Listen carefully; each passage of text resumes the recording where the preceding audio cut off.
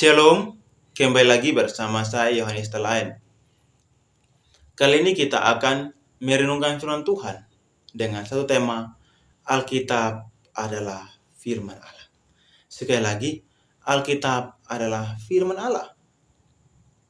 Saudara yang terkasih dalam nama Tuhan Yesus Kristus, seluruh kitab suci diilhamkan Allah dan berguna untuk mengajar, menyatakan kesalahan, untuk memperbaiki kelakuan, dan untuk mendidik orang dalam kebenaran. Sekali lagi, seluruh kitab suci diilhamkan Allah dan berguna untuk mengajar kita, menyatakan kesalahan, untuk memperbaiki kelakuan, dan untuk mendidik orang dalam kebenaran. Dalam 2 Timotius pasal 3 ayat 16. Rasul Paulus memberitahu Timotius, seorang hamba Tuhan yang muda, bahwa Allah menyatakan dirinya dalam Alkitab untuk menunjukkan kepada kita kehidupan kekal dan mengajar kita bagaimana hidup bersama Yesus pada saat ini. Sang Rasul ingin agar hamba Tuhan muda ini tidak mengetahui bagaimana ia harus mengikuti Yesus, tetapi juga bagaimana membimbing orang lain. Saudara yang terkasih dalam nama Tuhan Yesus Kristus, ayat-ayat Alkitab ini mengungkapkan 3 kebenaran esensial. Yang pertama, kitab suci dalam perjanjian baru, dalam perjanjian lama yang kita kenal sekarang menyatakan Kristus dan pesan Allah kepada kita. Yang kedua, kitab suci mengajarkan kita siapa Allah, menegur dosa kita, mengoreksi kita, dan melatih kita dalam kebenaran. Yang ketiga, dalam Efesus pasal 2 ayat 10 mengatakan bahwa karena kita ini buatan Allah, diciptakan dalam Kristus Yesus, dan untuk melakukan pekerjaan baik dipersiapkan Allah sebelumnya. Ia mau supaya kita hidup di dalamnya. Tetapi kabar baik ini datang dari sebuah peringatan.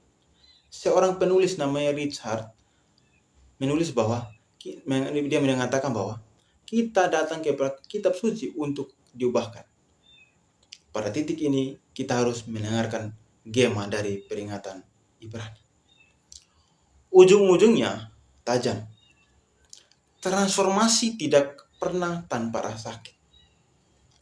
Kita ingin Tuhan mengubah kita secara instan, tetapi bukan seperti itu yang terjadi. Tuhan melibatkan kita dalam proyeknya untuk menjadikan kita murid-muridnya. Seperti atlet yang harus tetap bugar, mempelajari firman Tuhan membutuhkan disiplin tiap hari. Jangan membaca ayat dan pesan firman Tuhan dengan cepat. Allah secara pribadi telah menyatakan dirinya untuk memberikan hidup yang kekal melalui anaknya Yesus Kristus dan memberitahu kita cara hidup yang benar. Bukankah kita harus mendengarkan dengan seksama? Ya, kita harus dengar dengan seksama. Ya Tuhan, beritahukanlah kepada kami apa yang perlu kami dengar. Dan kiranya kami mendengarkan semua yang Engkau katakan dalam nama Yesus. Sekali lagi, ya Tuhan, beritahukanlah kepada kami apa yang perlu kami dengar. Dan kiranya kami mendengarkan semua yang Engkau katakan dalam nama Tuhan Yesus. Shalom. Semoga firman Tuhan ini menjadi berkat buat kita semua.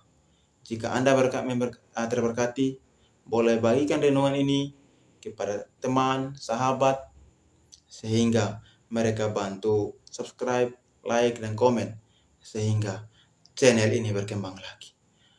Tuhan memberkati kita semua. Shalom. Salam sehat. Thank you for the happiest year of my life.